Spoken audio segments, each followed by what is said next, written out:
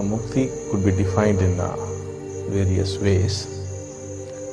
The general definition which I give for Mukti is the liberation of senses. Now, when you see, you do not see without the interference of the mind. If you can see without the mind interfering, that is Mukti. If you can hear without the mind interfering, that is Mukti. The same applies to smell, touch, and even thought. Thought also can be observed without your getting involved with the thought. Now what's happening is, when you are thinking, you think you are thinking. But it is actually possible to see thoughts flow as though they are independent of you. This is a physical reality. Actually, you can see thoughts. Any kind of thought would be coming into you and would be going out of you, and you can watch them. So, this is the state of Mukti. That is the complete liberation of the senses from the control of the mind. It's only such a being who is actually living. Wherever the mind is in control, you are not living. When the mind is not there, then you are actually living. That's why when people ask me, what is the purpose of life? My answer is, if you are living, you won't ask the question. The purpose of life is to live. What does that mean?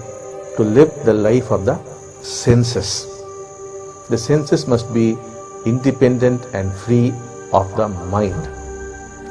Now what's happening is, you are not at all experiencing reality.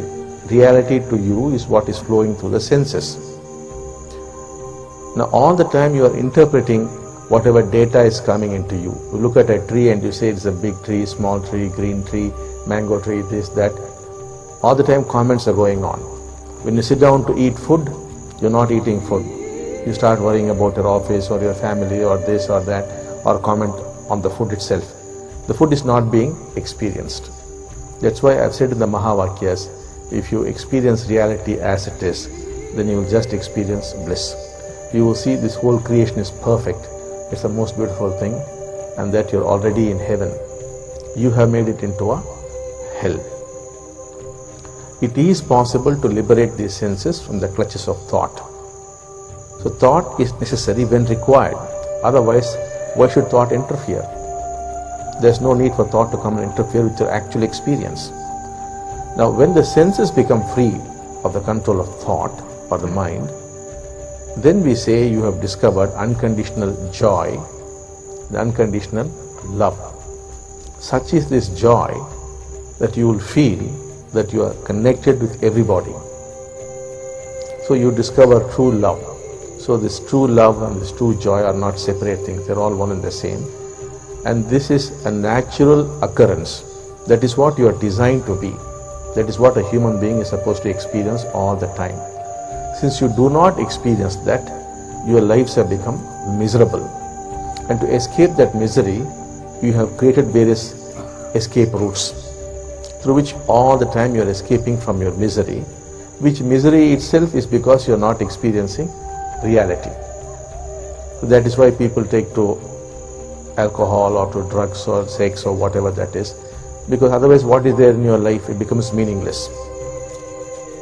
So the whole attempt of this movement is to help you experience reality as it is. When that happens, you discover unconditional love and unconditional joy. You feel connected with everything and everybody. You do not feel you are a separate individual. You do not live for yourself alone anymore, because the yourself has become everybody. You live for the sake of humanity. This is not a concept or some imagined thing. This is a day-to-day reality once you become enlightened or you become a mukta. And thousands of people have already got into this state. And even right now there are a few people sitting here who are in this state.